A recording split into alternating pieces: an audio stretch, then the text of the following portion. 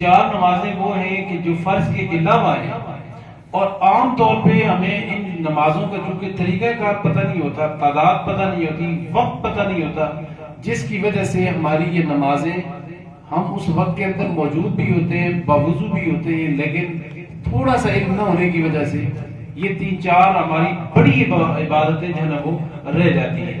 اس لیے آج کی اس گفتگو کے اندر ہم جانیں گے کہ اس کا جو طریقہ کار ہے وہ کیا ہے، تعداد کتنی ہے، وقت کون سا ہے۔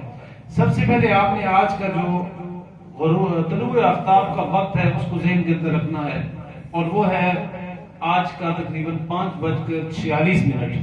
یہ وقت آپ ذہن کے اندر رکھیں گے تو آپ کو ان نمازوں کے اوقات کی انشاءاللہ عز و جل آسانی کے ساتھ سمجھ بھی آ جائے گی، اور آئندہ سے انشاءاللہ عز و جل کبھی بھی نہیں بھولے گی۔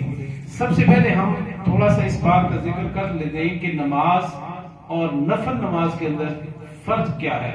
فرض نماز وہ نماز ہے جو سمجھتے ہیں کہ اللہ تعالیٰ کی بارگاہ میں میری اور آپ کی حاضری لگتی ہے، اور وہ ہمارے لیے مقرر ہے، اس کے بغیر، اس کو پڑھنے کے بغیر ہمارے لیے کوئی چارہ کار ہی نہیں ہے۔ اگر ہم نہیں پڑھتے تو سیدھی سی بات ہے گناہگار ہوں گے۔ ہر نماز سے متعلق پوچھ ہوگی، سوال ہوگا، قبر کا پہلا سوال نماز کا ہوگا، اور وہ فرض نماز کا ہوگا، نفل نماز کا سوال نہیں ہوگا۔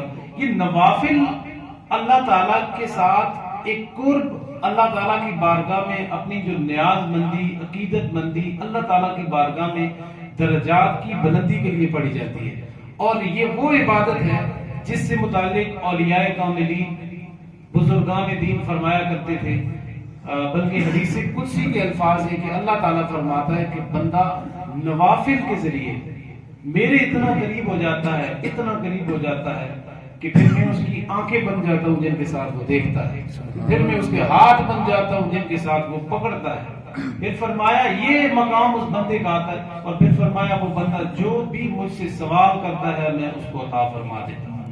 تو اب آپ نماز ہے، اس کی کم از کم تعداد 2 رکعت اور زیادہ سے زیادہ تعداد 8 رکھتے ہیں، 8 رکعت آپ ادا کر سکتے ہیں۔ اور ایک سوال اس ضمن کے اندر یہ بھی ہوتا ہے کہ کیا نماز تہجد کے لیے سونا ضروری ہے؟ تو نماز تہجد کے لیے کم از کم تھوڑی دیر کے لیے اونگ کا آنا یہ ضروری ہے۔ اگر ایک بندہ ساری رات عبادت کرتا رہتا ہے اور تیسرے پہر کے اندر وہ جا کے اس نماز کو یعنی اس تہجد کے انداز کے اندر وہ ادا کرتا ہے، اس کی آنکھ نہیں لگی، تب بھی اس کی نماز کی ادائیگی ہو جائے گی۔ اب اس کی نماز صرف نماز تہجد نہیں رہے گی، بلکہ وہ صلاۃ اللیل کے معنی کے اندر آئے گی، اور اس کے بھی بہت زیادہ درجات ہیں۔ لیکن بہتر عمل یہ ہے اگر نماز تہجد بنانا ہے تو تھوڑی دیر کے لیے اونگ کر لی جائے، کیونکہ اس طرح سے وہ نیند کو قربان کرنے کے بعد اللہ تعالیٰ کی بارگاہ میں آئے گا، اس لیے اس کا اجر زیادہ ہے۔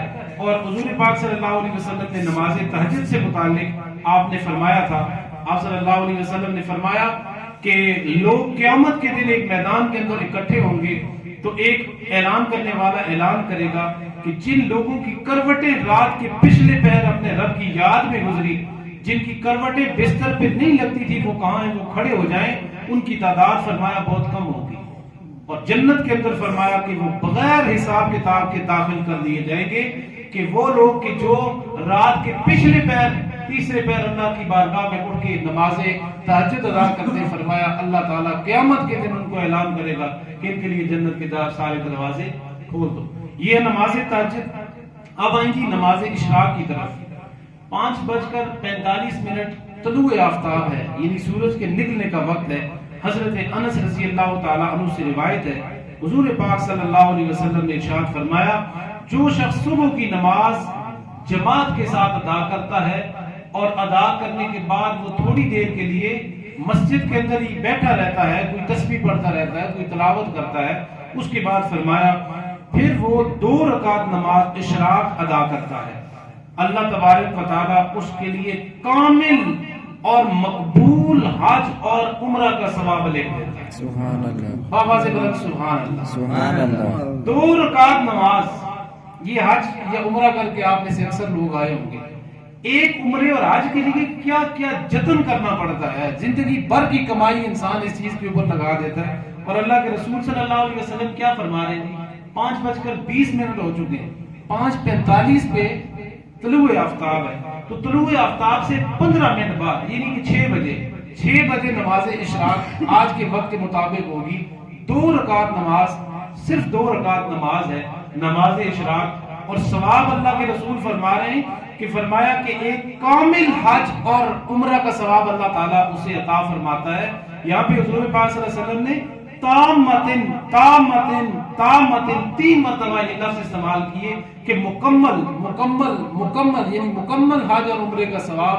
مکمل اس لیے فرمایا کہ ویسے جو ہمارا عمرہ ہوتا ہے اس میں ہماری کوئی غلطی بھی رہ سکتی ہے، کمی بھی ہو سکتی ہے، کوتاہی بھی ہو سکتی ہے، لیکن یہاں پہ مکمل حج اور عمرہ کا ثواب اللہ کے رسول صلی اللہ علیہ وسلم نے عطا فرمایا۔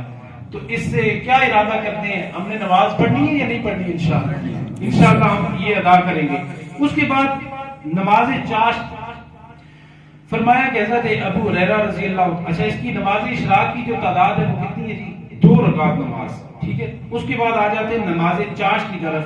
حضرت ابو ہریرہ رضی اللہ تعالیٰ عنہ سے روایت، فرمایا من حافظ علی شفعۃ الضحیٰ غفرت له ذنوبہ وان کانت مثل زبد البحر، فرمایا جو شخص چاشت کی 2 رکعت کی پابندی کرتا ہے اللہ تبارک و تعالیٰ اس کے سارے گناہوں کو معاف کر دیتا ہے، اگرچہ وہ سمندر کی جھاگ کے برابر ہو۔